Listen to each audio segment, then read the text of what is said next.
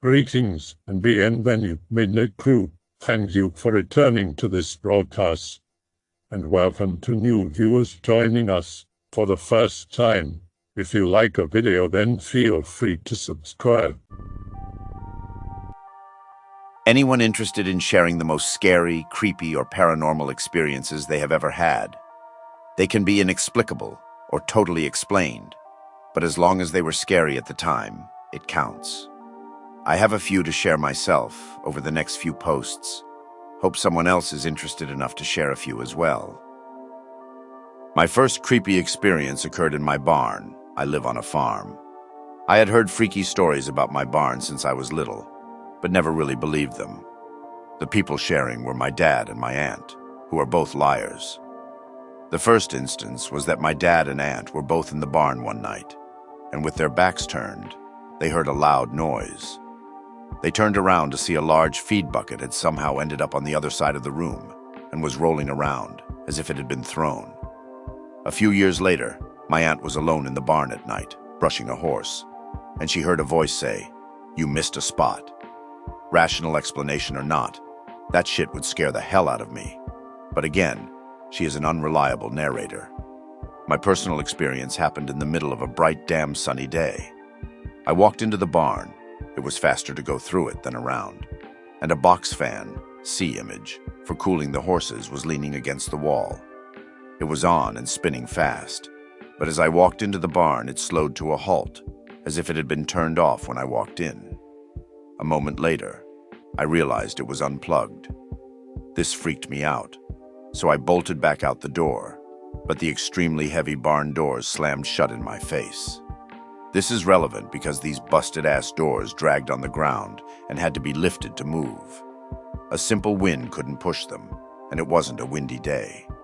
Needless to say, this freaked me out for years. None of the horse people were there at the time, and there was no one else home but me to have messed with the fan or the doors. Some have suggested that somehow wind drafts spun the fan and slammed the door shut, but the fan was against a wall, and the doors only moved in storm-level winds. Haven't had any experiences since with that. It was summer and I was 12 or 13, well before cell phones or digital cameras. Back then I had moved to the city, a suburb, but it was a lot bigger than the country town I grew up in. Being summer, I was staying a couple of weeks with my oldest and longest known friend at the time, Mike. We were out squirrel hunting, so we had our .22s, and were walking through the woods and fields out in very rural Oklahoma. Like I said, it was summer, so it was in the 90s or hundreds, typically hot for that time of year. We had been out for a few hours and wandered pretty far from his place. We were in an unknown territory. At the time, we didn't think anything of it. We were young teens after all. Thinking back, I don't know if we were trespassing or not, though I suspect we were as we had crossed a few old fence lines in our wanderings. We had just come out of the woods into a pretty good-sized clearing. It was at least a football field wide, 100 yards, and stretched on probably 2 or so of the same lengths. As we were walking, we started noticing a humming. It started low at first, but got louder the farther down the field we walked. Towards the 3/4 mark of the field, we could tell it was a backwards L shape, and continued on to the right. It was heavy and dense enough woods we couldn't tell what was in the other part of the field, but as we got closer, the humming became much louder. We rounded the corner of the woods, and before us was probably 40 to 50 dead cattle in varying states of decay. The humming we had heard was thousands of flies all over the bodies. Being Oklahoma in the summer, the smell from the bloated carcasses was overwhelmingly strong. Past the grisly field, there was a single road path that had been cut out from the woods. We decided to leave, so we cut into the woods to go around the carnage and followed the road out. We hooked up to a road, and after walking along the road a bit, we figured out where we were and got back to his place from there. As soon as we got back, we told his dad about it, who then called the local sheriff's department about it. It wasn't a big priority, but they said they'd send a deputy out the next day to come get us so we could take him to the field and show him. So then next day, about mid-morning, the deputy showed up, and Mike's dad Dwayne, and myself take the roads back to that field that we had found. We get back there and the carcasses are all gone. Not a single one was there, other than the blood and other fluids left behind on the grass and the lingering flies. Not a single body was seen. The only reason the deputy believed us was the fact that the grass was flat and gory from all those bodies, and the smell was still there. He said they'd investigate, but I never heard anything more about what they'd found out. It kind of freaks me out thinking that someone knew we had been back there and went back to dispose of those cattle bodies that we came across. It makes me wonder why they'd do that, and what killed those cattle to begin with. My second experience happened when I was in high school. There is likely a rational explanation for this, probably involving weird frogs or something, but it scared the shit out of me at the time. In the mornings and evenings, I was in charge of feeding several bulls my dad was going to butcher after they were larger. When I did this task, I would walk around the main barn. Yeah, I didn't mess with the barn anymore. Past the cow pen, walk to a different barn that stored the grain, then walk back to the cow pen and feed and water them. This particular morning, it was absurdly foggy, and it was still so early that the fog was a murky blue rather than white. Visibility was similar, or even less than in this picture, though partly due to darkness. Shortly after I passed the cow pen, I heard in a gruff and distinctly human and masculine voice the words, "Bob White." They came from the opposite direction of the barn I was passing around, from the fields beyond a fence. I could see the fence, but nothing beyond it. Now, this is interesting. There is a quail called a bobwhite, called such because its call sounds like the words Bob White. But there is a big difference between a bird call and a human voice. At first, I was like, WTF, but I continued walking. About 20 seconds later, nearing the second barn, I heard it again. Bob White. I was a little freaked, but I went into the other barn and felt a little better inside of it. With the grain buckets in hand, I left the barn and continued towards the cow pen. As I walked, I heard the same voice as before, only it said the word cobalt, like the metal. I pretty much ran the rest of the way, dumped the feed, and bolted back to the house. This story has developed a bit of a hilarious reputation amongst my friends, who jokingly refer to it as the Cobalt Monster. They often jest that it looks like the Silver Surfer or the Liquid Terminator, but cobalt blue. In all likelihood, it was a weird frog croak. I really couldn't say. It was the creepiest time for that kind of stuff, and I couldn't see.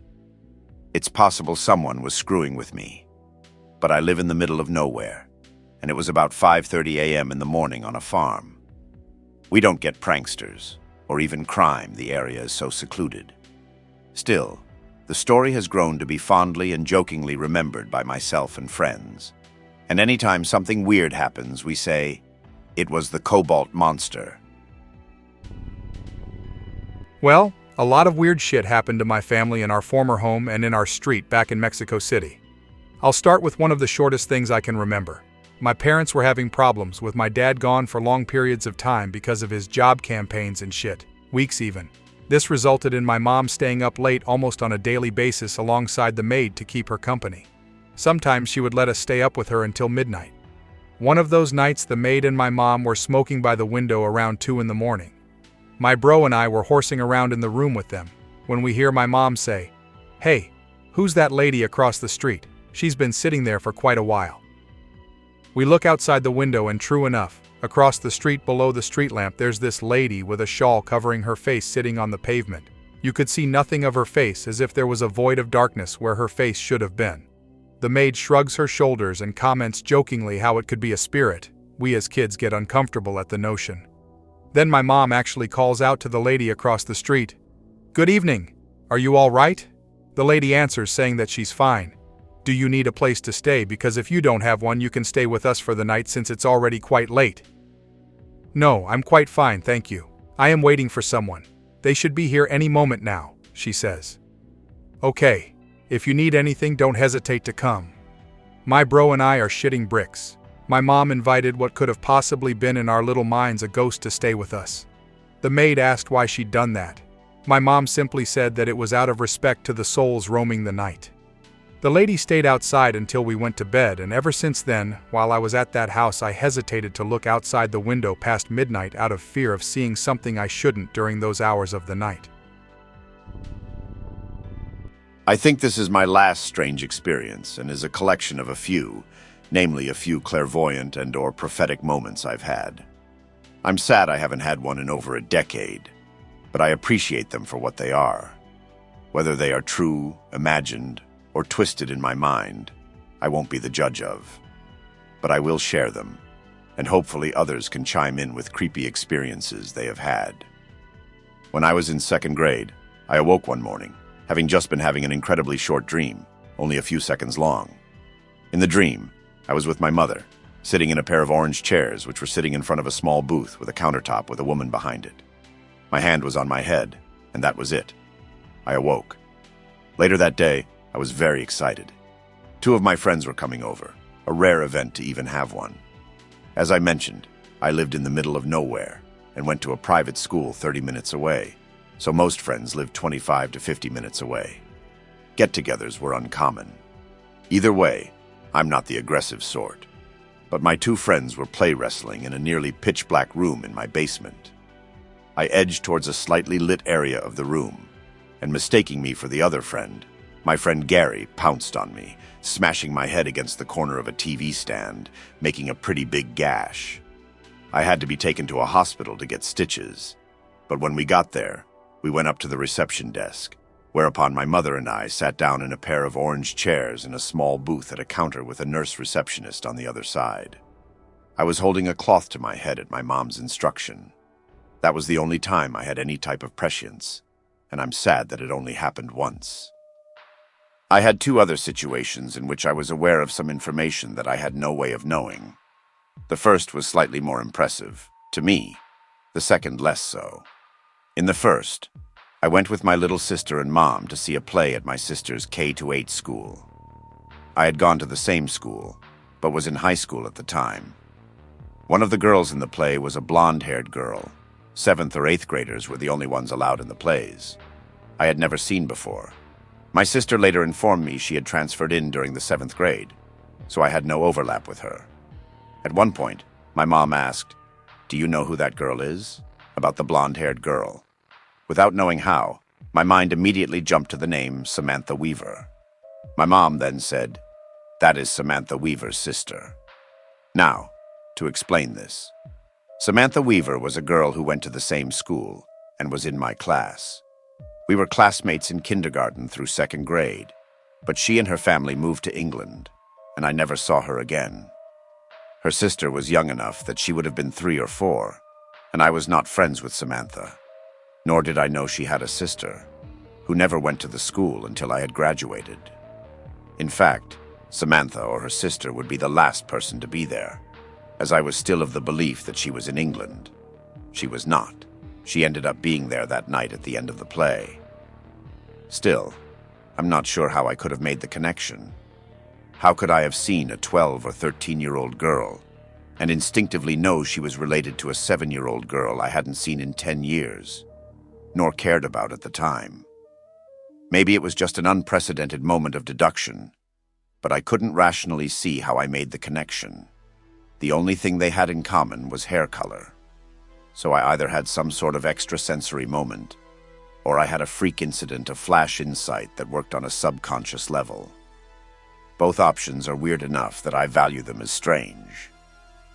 The other, way less impressive, to me, instance of knowing something I shouldn't know, happened around the same time. I had just recently begun using AIM, and I had only 5 or 6 IM friends at the time. One night, I received an instant message from a name I had never heard before. The name was just random letters with no significance. The person said hello, then asked if I knew who it was. I really had no clue, but I somehow knew it was a kid from my high school who went by O'Mara, his last name. He had gotten a message from another friend, and neither he nor my friend had told me that he would message me. I had no way I could have known who he was, and I wasn't expecting it either. After the hospital dream, but before I was in high school, my grandmother told me, and confirmed by my aunt, not the lying one with the horses, one on a different side of the family. that she used to have some unwanted ESP powers. Apparently, she had a human caller ID ability and could always guess who was calling. She had a tendency to make accurate prophecies about things that would happen to the family. At some point, another aunt and uncle went on a vacation together, and she had a vision that they would be seriously hurt. Apparently, this was before I was born. They were in an accident and both hospitalized. My grandmother said she hated that she could see these things, and prayed for a week that she would lose the power, and it went away. So if ESP is real and genetic, I guess she had it and rejected it, and I had an inkling of it, but it never developed and fizzled out as I aged. A shame, as I would love that shit. But I haven't had anything since the 2 high school incidents. I'm 26 now. Stuff like this happens to me often. The only one that caught me by surprise was when I was able to guess my friend's exact date of birth, like to the second, and what his mom looked like just a few days after meeting him. Sometimes it happens when I play a game. Other times it happens when something is missing, and then I dream about said object and know where to find it. I used to live on this piece of property owned by this woman, and there were about 5 houses on the property, surrounded by about 40 acres of woods. There was also the foundation of a house that was never finished in the woods. This property had apparently been in the woman's family for a long time. Although there were people living in most of the houses, there was one that wasn't occupied. This was the house that the landlord and her family had lived in. It was a pretty big house, with an in-ground pool next to it, like your typical community pool. So one day, my friends and I were walking around the property, and we came up to that house. All of the curtains were closed shut, except for one window, which looked into the dining room. Looking into it, I could see that the table was set, as if dinner was about to be served. However, there appeared to be a solid inch or so of dust accumulated on the plates. Nothing too scary here, but a bit eerie nonetheless. There was also a lake on this property, with an island in the middle and a bridge leading to the island. In the middle of the island, there was this huge concrete slab, which was definitely covering some kind of hole, or something along the lines of that. On top of the concrete was a giant boulder with no explicable reason as to why it was there, or how it got there. I could only reason that it was there to keep whatever the concrete slab was shut. There were also a bunch of shacks scattered around throughout the woods, with a bunch of creepy-looking tools inside of them. I swore the place was built on an Indian burial ground, because countless times I woke up in the middle of the night to the sound of some sort of Indian chanting, and children yelling. Sounded like they were playing some sort of game, in some foreign language. One night I woke up hearing heavy footsteps coming from upstairs, too heavy to be any sort of animal. The only problem with that, there was no upstairs. It was a ranch house. There was a fence in the garden next to our house, which is about where I would hear the children from. The whole garden got the same amount of sunlight throughout, yet for some reason one spring, there was one corner of it that kept its snow well after everything else around had melted. I also had more nightmares while living there than I have ever had anywhere else. Nightmares that included demon-type creatures, zombies, possessed family members. These nightmares all took place on the property grounds and were all exact replicas of real life, not altered like typical dreamscapes. I'm sure everything in that place had a logical explanation, but goddamn was that one creepy place to live. Google Maps link is posted in the description if anyone's interested. Alright, for the sake of /x/. My first encounter with a ghost, most likely a slightly malicious spirit, probably a poltergeist. In high school when I was 15, 2 of my buds came over and we played some video games at my house on a Friday night. The next day, one went to work and did his thing, and the other invited me to his house for the night, as his parents would be gone and we would have the place to ourselves to play Guitar Hero and real guitars as loud as we wanted to. That day, he warned me that his house was haunted, and I completely and utterly did not believe a word of it, as I had zero belief in spirits walking the earth. I dismissed what he said as an obvious mistake, and assumed the house would be slightly rickety and settling in on itself. Well, that night came along, and my mother dropped me off at his house out in the country, in a place called Mission Valley, where old wars had been fought between Mexico and Texas. The house was of normal size, and wasn't too old even, maybe built around the 40s or 50s. We kicked off the night in his room playing some multiplayer Guitar Hero, alone in his house. There were shoeboxes above his TV on the TV stand, and quite randomly, one fell off and landed on my shins, then my feet, and then the floor. "Oh, it was a ghost," I said, followed by, "Nah, it was probably just the fan moving it around." As I looked up at the fan, I realized it was not moving at all. And in that particular moment, I realized just how still it was, not only in the house, but outside of it as well. It was like a dead spot for the wind, with stale heat and humidity festering the air. In that moment, an inkling of a theory came to my head that something was not right about the house, but I dismissed it and carried on. Time went by, and unbeknownst to me, he would be talking on the phone with his girlfriend for a decent chunk of the night, leaving me alone often. He was in his kitchen down the one hall of the house, and I was in his room eating a bit of cake. As I sat there on his bed munching, my gaze landed on the Guitar Hero controller leaning on his TV stand, and quite appropriately, as if it were watching and intensely awaiting my reaction, it moved a solid 2 inches in front of the TV. I shit myself, put down my fork, and got out. In that order. I told my friend what I had seen, and his only words were, "I told you so, dude. I told you before you came." After this, nothing happened for a while. We hung out, watched some TV on the bigger screen in the living room, when suddenly he said, "What's that smell? Do you smell that?"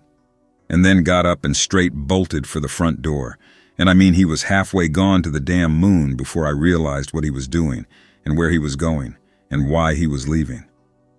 At this point, I was stricken with panic, and my most primal instincts were yelling, telling me to stay out. We stood on his road for a while, looking at the house and talking about it. "What the fuck was that, man?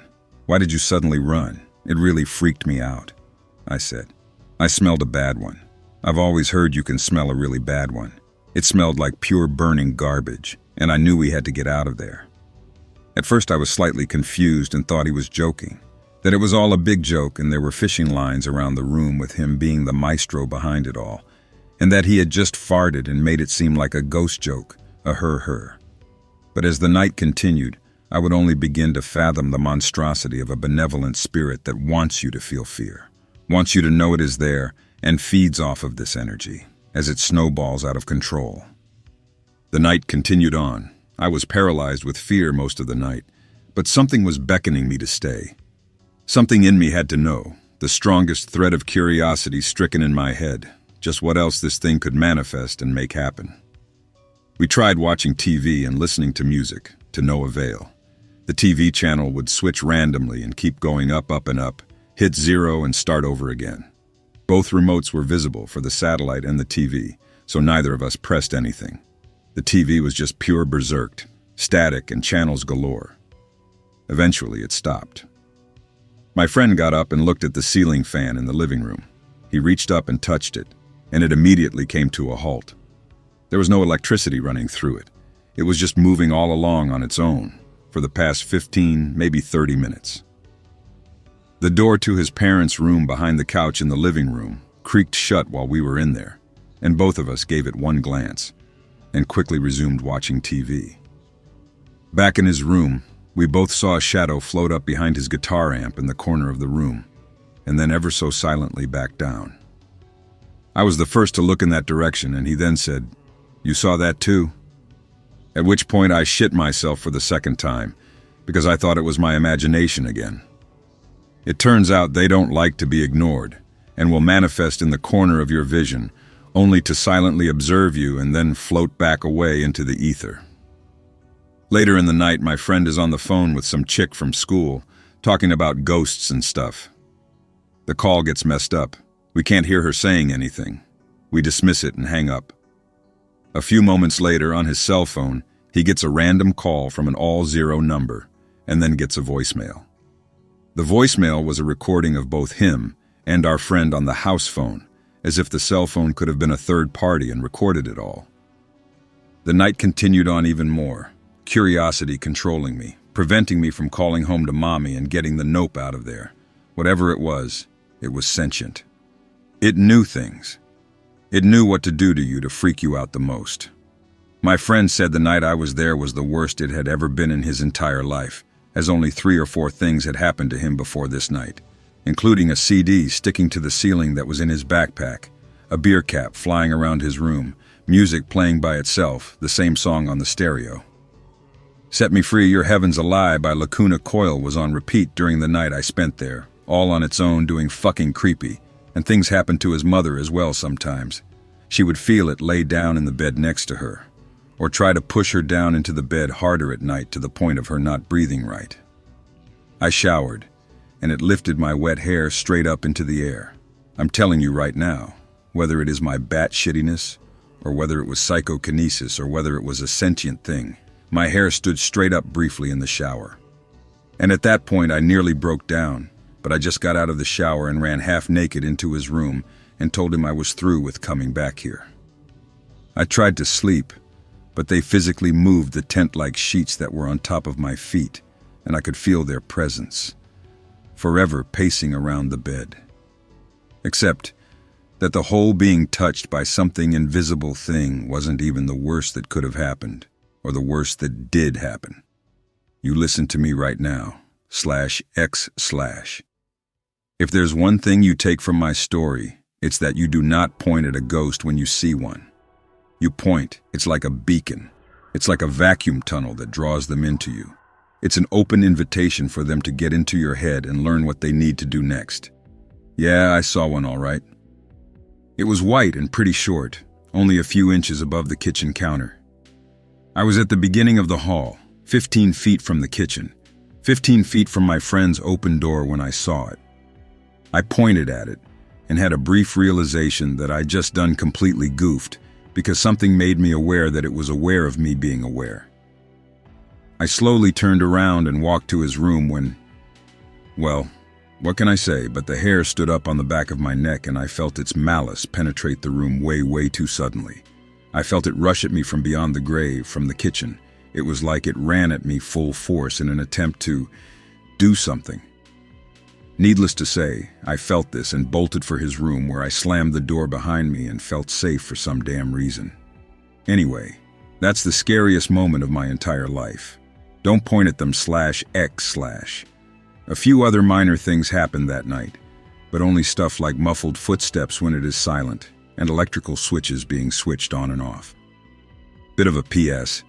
I went back there on 3 or 4 different occasions, quite a while after the initial first time. Nothing really happened. My friend even had an Ouija board over there that we all fucked with, and apparently he found out its name was Wanda. I even tried to Ouija the spirits, but we got no results with over 5 people trying that night. To this day, I'm not quite sure if there is any rational explanation for any of it, but I wish to God there was and that it was presented to me. Not personal stories, but stories I'd heard. Story 1. When I was a child of elementary school age, I would stay at my grandma's house every weekend. It was my absolute favorite place to be as a kid because, to me, it always seemed completely steeped in strangeness. Grandma R was a weird, sweet lady who was incredibly spiritual and dabbled in Wicca every so often. I remember she used to do things like wash my hair in rainwater and chant to the full moon. My mom thought she was completely mental, but I loved her and loved staying with her because it made me feel magical. Her house was huge and fairly old, probably around 150 years. I always heard strange noises at night, a child laughing, little footsteps, creaks on the stairs, etc. I was never afraid, though. I never felt threatened by these particular spirits. They seemed innocent and never bothered me, so I paid them the same respect. I grew accustomed to the nighttime sounds as I grew older and even liked hearing them after a while. Both Grandma and I talked about the ghosts and how cool it was that we were able to experience them firsthand like this. One night, though, I had an experience that wasn't so pleasant. I woke up really late at night and had to pee. The upstairs was in a U-shape: guest room, my grandma's room, and then the bathroom. I was never particularly afraid of the dark or anything, so I never had a problem getting up and using the restroom at night. So I quietly opened my door and started walking toward the bathroom. After a few steps, I started to feel super chilly and like there was someone following me. The vibes I got weren't good whatsoever, which was unusual. I suddenly started to get really terrified. My heart was beating out of my chest, but I tried to keep my cool and continued to walk steadily toward the bathroom. After a few steps, I started to feel super chilly and like there was someone following me. The vibes I got weren't good whatsoever, which was unusual. I suddenly started to get really terrified. My heart was beating out of my chest, but I tried to keep my cool and continued to walk steadily toward the bathroom. I finally got there and opened the door. On the inside of the bathroom door, there was a full-length mirror. Before I walked into the room, I held my breath and looked into the mirror to see if I could catch a glimpse of what I felt like was following me. A few feet behind me, there was an impossibly dark and fuzzy shadow, sort of in the shape of a cloak, and an extremely pale, expressionless face peering out of it. It felt menacing and angry, and I almost blacked out. I slammed the door as hard as I could and locked it, turning all of the lights on in the bathroom and running the water. I stayed in there for the better part of an hour. When I finally got up the courage to leave, I ran to my grandma's bedroom and slept the rest of the night with her. I never saw the figure again, but I dream about it sometimes, and it still completely terrifies me. Story 2.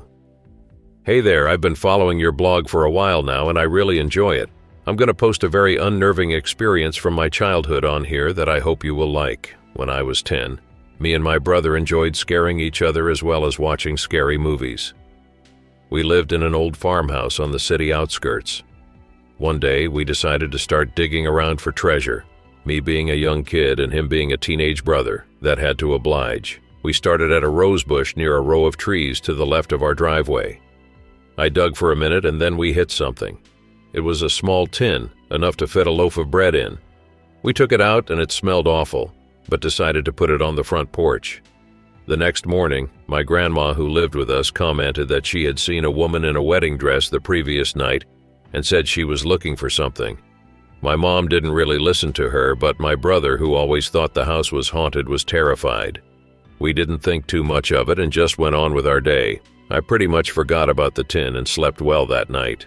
Unfortunately, my brother didn't, and started telling our parents about seeing something when he went to the washroom in the night. My dad decided to show us something that would completely throw us over and took out a book that he had. It was an autobiography of the farming family that had lived there previously and ended up moving down the street, had left it there. We were looking at old photos of them and reading an excerpt which detailed the house's construction in the late 1800s. It turns out that it was built for the newly wedded couple who were expecting a baby. This is where it gets creepy. The baby died a stillborn and ended up getting buried where? In a tin under the rose bush. My brother and I immediately went and buried it back where it was and promptly never went over there again. Story 3. My girlfriend and I just started our adult lives by moving in together. I'm 20 and she's 19. One night we had fallen asleep out in the living room while watching a movie on the couch. I heard something coming from the bathroom in our master bedroom, almost like something had fallen out of the medicine cabinet. I woke my girlfriend up as I got up from the couch. She looked up at me and smiled. "Where you going, babe?" she said sleepily. I told her I might have heard something, that it was probably nothing, and I just wanted to check on it, and she nodded and dozed back off. She had looked a little off, a little pale, a little sick. That entire situation was just weird. She wasn't usually one to be so happy to be woken up. I shrugged it off and continued to the bedroom with caution, unaware of what had made the noise. When I opened the door and turned on the lights, my heart sank to my feet. There laid my girlfriend, sleeping peacefully in our bed. I tore the covers off of her. She sat up and cursed me. It was something along the lines of, "What the fuck are you doing? Why are the lights on? Can't you see I'm sleeping?" I explained the situation, and she irritably explained that she woke up early in the morning and moved to the bed because it was more comfortable. She shrugged it off, saying I was probably dreaming, and imagined her with me on the couch when I first got off. But it was so vivid, and that didn't explain the noise I heard from her room. To this day, I have no idea what happened that night or who was with me on that couch, but I know what I saw, and I know it was real. Story 4. This happened to me at my mother's house in February of last year, and of all paranormal experiences I've had, this was by far the most frightening. Please keep in mind that none of this is falsified, exaggerated, or plagiarized. My mother and her husband were going to a family member's house overnight for a reunion the next day, and since it was the weekend, my brother was staying with a friend. This was the first time I'd had the house to myself since we had moved in, and I was genuinely excited. I had plans for friends to come over and hang out, but unfortunately they fell through due to something coming up. I spent the evening alone and finally fell asleep around midnight. All through the night and early hours of the morning I had the same dream.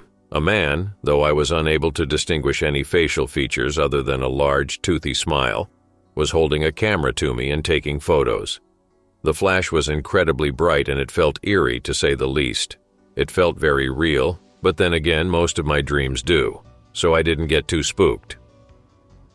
However, I woke up constantly through the night with a horrible migraine and also severe nausea. I would vomit several times and try to take a couple ibuprofen, didn't help, and go back to sleep, and every time I went back to sleep I would have the same dream. The man with the camera, everything completely black except his grin illuminated by the light of the camera's flash. Needless to say, I didn't get too many hours of sleep that night. When my mother returned in the morning and came into my room to wake me up, I looked horrible, pale and just sickly looking. She asked me why my camera was on the floor. I am usually very tidy and organized with my things, and so this was very unusual for me. I told her I had put it on my nightstand to charge before I went to bed. I told her about the nightmare I experienced all night, and we were both very shaken by it, but I decided I must have knocked it into the floor while bolting to the bathroom to vomit. I overlooked it as a scary coincidence. When I got out of bed, the camera's battery had died, so I put it on to charge and went to eat breakfast and clean up. I am a photography major, and taking photos is a huge hobby of mine, and typically it was a large portion of my day. I had a shoot that day taking senior photos for a girl I used to go to high school with. When I got to the location, I turned on my camera, and of course it took my right to the display screen, showing the last photo that was taken. I dropped and broke my $500 camera when I saw what the photo was. It was a picture of myself sleeping. Story 5. This happened when I was about 10 and my sister was probably 6. I'd fallen asleep in my basement, and when I woke up, my sister was curled next to me. I was still scared of the dark at that time, and my basement is really creepy. I tried to shake my sister awake so we could sleep together upstairs, but she wouldn't wake up. I eventually gave up and went upstairs. I was about to crawl into bed with my parents when I noticed something was wrong, because curled up between them was my little sister. I froze and just stared at them for several minutes, then walked to my room and locked the door. Even now that I'm older, I still can't figure out what happened. There is no possible way for her to have gotten up there before me, and both of the times I clearly saw her face. This is the reason I firmly believe in doppelgangers. I went to an abandoned house out of nowhere with a couple of friends because we were bored one time with nothing to do. Someone was murdered there. Go inside and investigate, friend. Goes through the house as I felt a little uneasy as my other friend wanting to take a smoke outside. He wasn't too keen, a little stressed. I said fuck it and decided to go search for him. Didn't know which way he went, so I went through the kitchen, smelled so bad, and coughed a little. I thought I saw something on the corner of my eye near the stove. Shivered a little. For some reason, I'm doing it now while typing fuck you /x/ and left to find my friend. He was there in the bedroom laughing his ass off at some dirty magazines he found underneath the bed. Nothing really interesting. Not sure why the former owners would consider taking them. Anyway, stumbled upon the bedrooms, nothing interesting, yet I still felt some chills. All in my mind, I guess. My friend who finished his smoke was found sitting in some granny rocking chair in the other room as we heard a noise while we were in the lounge. He scared us. We investigated the noise even if we were cowards. We give him a pinch in the arm for being a dick. So yeah, but we'll get to the good part now. We were about to leave since we were only going there to look around because we really didn't believe anything paranormal was going on there. Just as we were about to leave, we could hear a door squeakily opening down the hall. Perhaps one of the bedroom doors. We looked at another, and one of my friends said that we should check it out and bring a camera. So once we got a camera out of the car, we went to see one of the bedroom doors open. We decided to slowly walk towards it to open the door fully to see what's inside and catch some footage. There was a shadowy glimpse of a figure that popped out of nowhere at the corner of my eye near one of the beds, as I freaked out. My friends laughed, but as soon as we heard footsteps down the hall to the lounge room, we went all frozen and wondered what the fuck. We were even scared to leave the house as the footsteps went down where we came in. I know I thought I shouldn't be afraid, and decided to breathe in and out as I decided to walk down where the footsteps went. Since we might go ahead and leave, my friends did the following as we're pissing our pants, not literally, but almost froze again. We reached the lounge room alive, LOL, and pretty much decided to leave the house, for the last time already, and drove off, never looking back. Sounds ordinary. That's what happened, though. I remembered something now. I did look back, had to look. I could see a glimmer of light at the door, but I couldn't make it out. Then it disappeared. Told my friends about it, and they agreed to believe me. And nothing else, that's about it. No, we didn't get any photo footage, though. I have other stories. I couldn't be bothered. I'm tired. So, one day my uncle finds an HTC Evo phone on the street and gives it to me. I'm like, cool, whatever, thanks. I still have it to this day. Didn't activate it or anything, it's just here. But anyway, I turn it on and mess with it, then leave it in my living room charging and forget about it. The way my house is set up is there's 4 rooms in a U shape. You walk in, there's my living room, keep going. There's a pointless room where I keep my fridge, records, and chess table, keep going. It's my bathroom, and finally it's my bedroom. My living room and bedroom end up being right next to each other without immediate connecting doors, and both have windows facing the same direction. Seeing as this was a summer night, I had both my bedroom and living room windows wide open. I went to sleep that night after an uneventful day. Around 3:30 or 4 a.m. I awoke to the scariest sound in my life blaring outside my window. An air raid siren. I immediately jumped up, and the first thing that came to my mind in that split second was not a tsunami, not a tornado, but what I knew was a long time coming: zombies. Somehow at the core of my being, I was absolutely sure the zombie apocalypse had begun, and I was caught completely unaware since I'm not some doomsday prepper guy from the deep south with a basement full of rifles and stockpiles of food. So I sat there for a couple of minutes trying to decide my move, all the while this terrible siren kept going off in the hills outside my house. I decided eventually that I had to make sure my only loved one was safe, first and foremost. That would be my mom. So I got dressed with the best gear I could find, grabbed the only reasonable weapon I had, which was a bat, and got ready for the ensuing zombie battle that would undoubtedly unfold as I tried to make it to my mom's house to ensure her safety. So from the time I woke up to the air raid siren to the time I exited my bedroom was a total of about 15 minutes. 15 minutes of prepping myself for battle and going through my mental encyclopedia of zombie knowledge stemming from movies, books, and the internet to make sure I had the best chance of survival. So I step out into my living room and I see that stupid cell phone going off loud as hell to a preset alarm of an air raid siren. Who the hell wakes up to an air raid siren? The damn thing was going off so loud that it was sounding off through my living room window, echoing in my backyard, and sounding back through my bedroom window, making it sound like the entire city was under attack, at least from where I was. I know what you're thinking, I'm stupid. What a stupid mistake to make. Why even tell this story? Well, I guess you can't really get the meaning of it, unfortunately, unless you were me. For those brief 15 minutes, I was in full-on zombie survival horror mode. I knew what the apocalypse felt like. I knew what the end of all humanity felt like. It was a terrible feeling, but an exciting one just the same. I've never felt such a rush, but I still fucking hate air raid sirens. I hope that you enjoyed tonight's broadcast.